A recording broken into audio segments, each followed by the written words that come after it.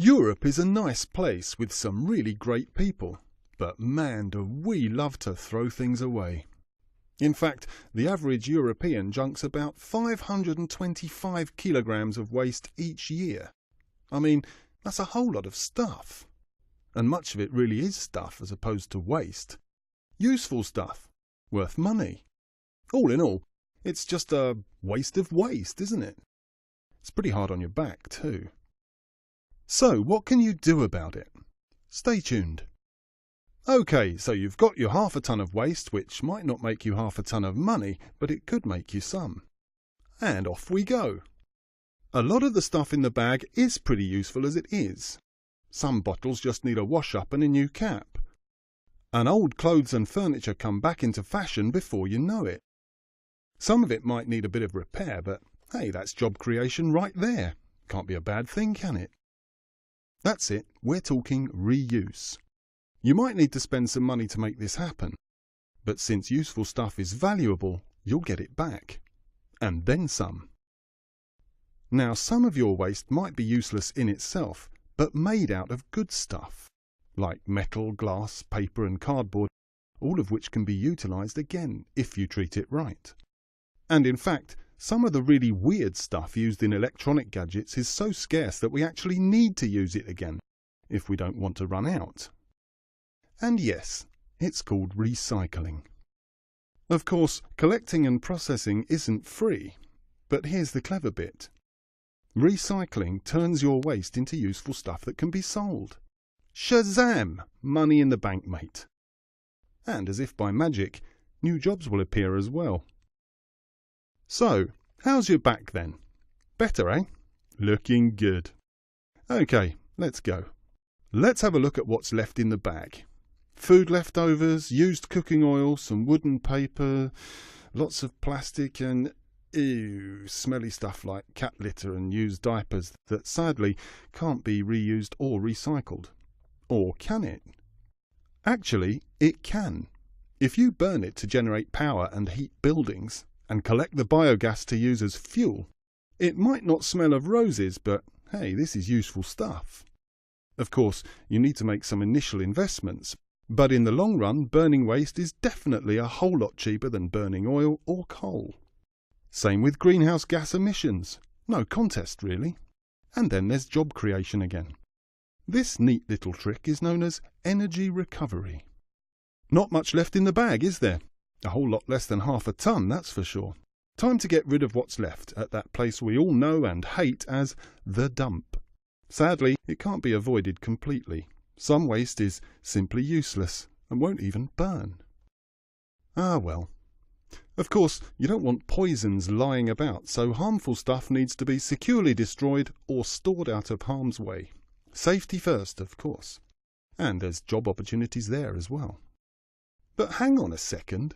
Do you really need to create that much waste to begin with? Come on, it's half a ton for crying out loud. Of course you don't.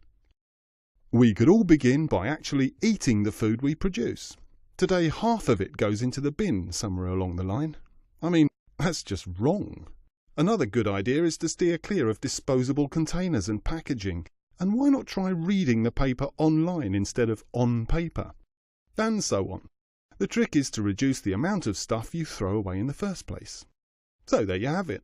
And you know, the cool thing is that all this is being done all over Europe as we, or rather I, speak. For instance, in Norrköping, Sweden, 4 local fuel and power companies literally live off each other's waste. The stuff that one company discards becomes the next one's raw material. And round it goes. Brilliant. Meanwhile, in Hungary, a mushroom growing company have this really sweet sideline going. An electric power plant fueled by biogas made from mushroom scraps and used growing substrate that produces marketable green power. I mean, how clever is that? And in Cumbria in the UK, the county waste management people have worked with teachers and pupils to turn the Cockermouth School into a sustainable school. This is good news in more ways than one. Not only does the school chuck away a whole lot less than before, but the pupils have become expert reusers, recyclers and reducers in the process. And that's vital. After all, we're not born with sustainability skills. We all need to learn them. It's not like it's rocket science or anything, or it would be Stephen Hawking telling you this and not me. But still, knowledge is power. Green power. So, education and information is a big piece of the puzzle, no doubt. Costly, sure, but then again, you need to create jobs, don't you? I mean, let's face it, wasting your waste is such a waste. If you want to know more about waste as a resource, check out www.wastetoenergy.eu.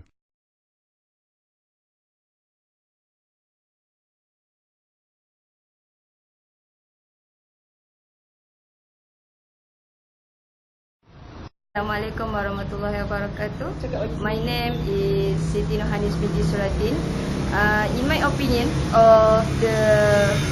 based on the video, and I think we should save our environment. We should reuse, recycle all the things that we have used in our daily life. And as we all know, all the waste that we have thrown away, such as our food, the apples that we eat, the leftovers of our rice or anything like that. For example, other example is chicken, our chicken, fried chicken. We can make it as we can use it as a compost for our plant to get nutrient from it. Yeah.